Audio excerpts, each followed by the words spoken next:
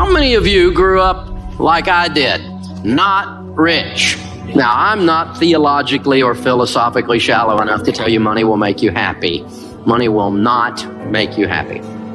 You get more money, it will make you more of what you are right now. If you are miserable and you get money, you will be lots of miserable. If you're a jerk and you get money, big jerk. And it'll mess with your family too. So money is not going to solve your problems, it's going to make them bigger. It's also going to make your opportunities bigger. If you're a generous person, your generosity will go into overdrive. You'll be outrageously generous. When you get a lot of money, we'll call you a philanthropist. Cool word that means you give a lot of it away and you have a blast doing it. You found the most fun you'll ever have with money is when you find that. So we live in a cause and effect world. What you plant, you will harvest. You will reap what you sow, right? So if you plant stupid, you will get a crop of desperate. I've done it. And if you plant corn, don't be looking for beans to come up. Don't be shocked by, because what you put into your life is what you're going to get out. So we found that there's 5 things that if you do these 5 things with money, over a period of time, like 10 or 15 years, you will build a level of wealth 100% of the time.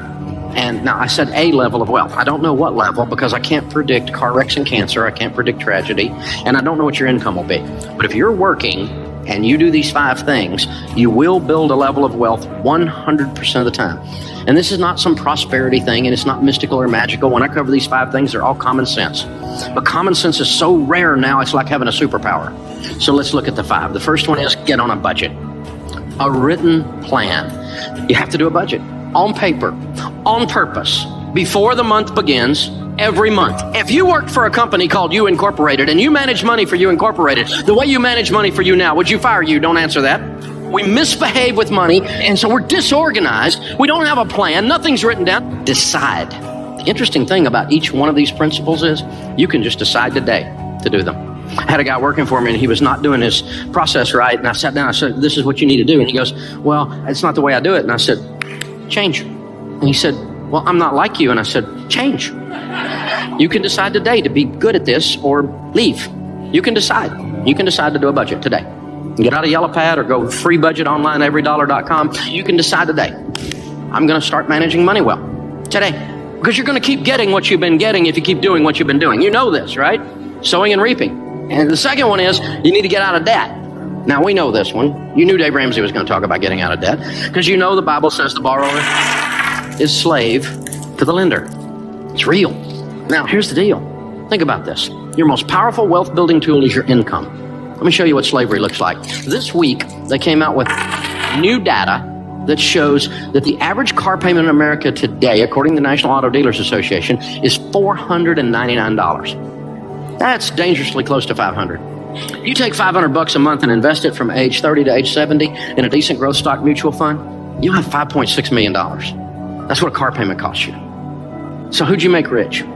General Motors, Ford, Lexus, I don't know, Toyota, who was it? You made somebody rich. It wasn't you. And you're driving along in something you can't afford, scratching your head and wondering why your kid's college fund isn't funded. Because we're giving it all to somebody else. And they have nicer furniture in their building, have you noticed? Something's going on here, guys. And some people in here got a student loan that's been around so long you think it's a pet. You got MasterCard in your life. I mean, it's hard to be a slave if you don't have a master, so you might as well. We've discovered bondage and American distress. And it just keeps going and going. And I've done it too, y'all. I'm not picking on anybody. I'm just saying, here's the deal. Think about this. What if you had no payments? Can't even get my head around that. Well, you're always going to have a car payment. I hear people say that. Little man can't get ahead. You're always going to have a car payment, so drive something nice. YOLO! Right? Which, by the way, is addressed in Proverbs. It says fool right after that. See, these are how we talk when we're losing. You can't get ahead. I sure hope we can elect a president who will fix my life. Not going to happen. Neither one of them got the goods, I'll just tell you. You're in charge of your life. It's the only one that's going to work. And that's what changes. So how do you get out of debt? Well, you have to decide to not borrow anymore. That's the first step, isn't it? We had plastic surgery at our house. Had a plastectomy. Decided we're not borrowing money anymore. MasterCard. Capital One. What's in your wallet? Money. You're weird, Dave. You're right. And I'm not broke anymore either. I decided I'm not living like this. I hadn't had a credit card in 30 years. You don't have a credit card? I don't have a credit card. That's my wallet. It's got green presidents' faces. It's got 4 pieces of plastic in here, 2 debit cards, one on my business, one on my personal account, which will do everything your stupid credit card will do. I travel more than any 2 of you put together. Shut up. It works, okay? Dave, you're not getting airline miles. Yeah, I've met a lot of millionaires, and none of them said, Dave, I made it all on my airline miles. I hadn't heard that one. So I got my driver's license and my handgun carry permit. The third thing, once you're out of debt, then you need to be careful to foster high-quality relationships. What's that got to do with money? Everything. There's a huge correlation for those that build wealth and who they hang around with. Because you become who you hang around with. Have you noticed that? You don't let your kids hang around with little juvenile delinquents, right? If little Johnny down the street's a weed head, you don't let your kid run with little Johnny because you know you're going to have a weed head in your house, right? We know this. So they come home with that mouth on them, and you're going, where'd you learn that? I'll get you knocked in the next week in this house. Where'd you think you could get away with that? I'll take you out and make another one look just like you. It's because they're hanging out with little Johnny, right? You know what happens. We're the same way, y'all. We're the same way. You talk like the people you hang around with. You read the books they talk about. If you don't read and all your friends watch The Bachelor, well, here's a clue. Okay, here's what's going on. If this is all you know about is reality TV that's not a reality, probably we need to change our diet, Read a book. And so Charlie Tremendous Jones said 5 years from today, you'll be the same person you are today, except for the books you read and the people you meet. Don't be deceived. Evil company corrupts good habits. And do you know this? The studies have shown that over a 10-year period of time that your income will become within 10 to 20% of the average of your 10 closest friends' income. Because you have the same habits they've got. You have the same diet into yourself that they've got. You'll have it. You can't stop yourself from doing it. You will become who you hang around with. And all the studies show that we have a tendency. Now, that's not to say I'm some kind of snob and I don't have any friends that aren't rich friends. Not that at all. I have lots of friends, but my closest hangs are people I want to be like. That's my closest ones. Now, I'll talk to anybody. But like when our daughters were growing up, they're grown and married to wonderful men now. But, they're in high school and they're wanting to go on a date. We didn't do missionary dating. You don't get to date little Johnny the weed head and lead him to Jesus. That's not going to work. Okay? We're not doing this. Little Johnny could go to camp and get saved again. We'll work on this, right? And so, You come up to our house, pick up one of our daughters, honk your horn. You better be delivering a pizza, all right? So coming in, talking to the old man, I'll be cleaning my gun when you get home. You know the song, right? And so, this kind of thing. And I'm teaching them, Dad, all the boys in the youth group are scared of you. Good. Keeps away 2 things you don't want, baby doll. You don't want jerks and you don't want wusses. And if I can keep both those away, and then I can teach you how to keep them away, you can pick good. And guess what? They both picked good. They married studs, man. I got some son-in-law, unbelievable. Man, my sons-in-law are awesome. And it wasn't an accident. You see what I'm saying, y'all? You need to make these choices very, very carefully. The 4th thing is you need to save and invest. In the house of the wise are stores of choice food and oil. Wise people save money. That's what this means. And so it was used in the marketplace, like we use green presidents' faces as a medium of exchange. If you had a carafe of oil, you were ready to do business. It was a sign of wealth. There were 2 classes of people, poor people and rich people. Most of the people were poor people. This is the Mediterranean. We're talking they ate hummus and olives, no meat. A little bit of bread, maybe a fish if they got some meat. But that was it.